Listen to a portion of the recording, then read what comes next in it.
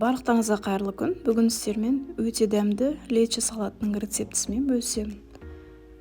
Видеоны соңына дейін қараңыздар. Және де каналға тіркелуді ұмытпаңыздар.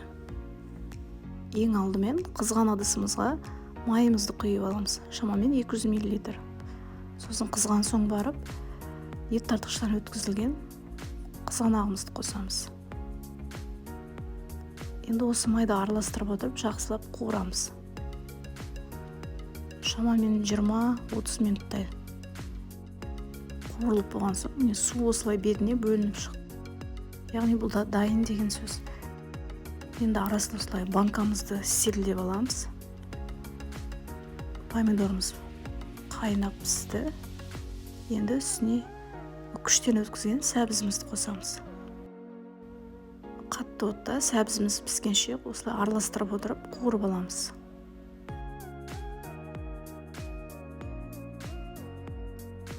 Сәбізіміз осылай жұмсара бастаған кезде, енді осылай кубиктап тураған болгар бұрышын немесе жартылай ащы бұрышымызды қосамыз. Жақсылап араластырамыз.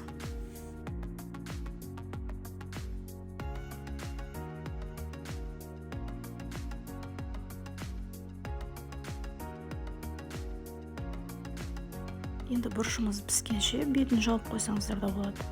Арасында ашып, осылай араласып күйіп кетпес үшін араластырып тұру қажет. Кішкене қуырылған соң бұрышымыздың суы шығады.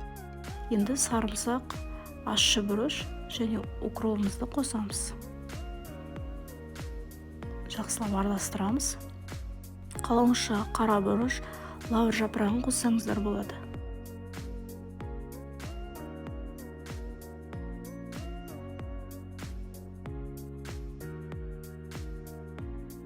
От менде қатты жанып жатыр, сондықтан осылай араластырып тұрамыз. Енді барлығы пісейін дегенде бір ас қасық 70% уксустан қосамыз. Уксус қосқаннан кейін жақсылап біркелкі болғанша араластырамыз. Енді соңына дәміне қарай тұзымызды қосамыз.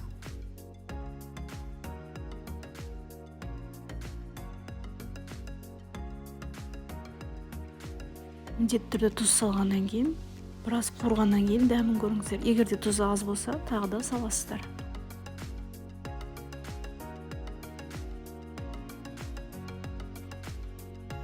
Енді соңында тұзын барлығын жеп көреміз.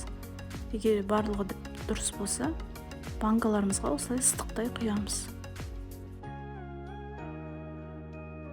Салаттардың барлығын салып, бетін стерильденген қақпақпен жауып, салқын жерге төңкеріп, жылылап қымтап тастаймыз. Осылай 24 сағат тұруы қажет. Осымен өте дәмді, тәбетіңізді ашатын лечо салатымыз дайын болды. Видео ұнаса лайк басып пікір қалдырыңыздар. Сіздермен болған Әсел, келесі видеода кездескенше.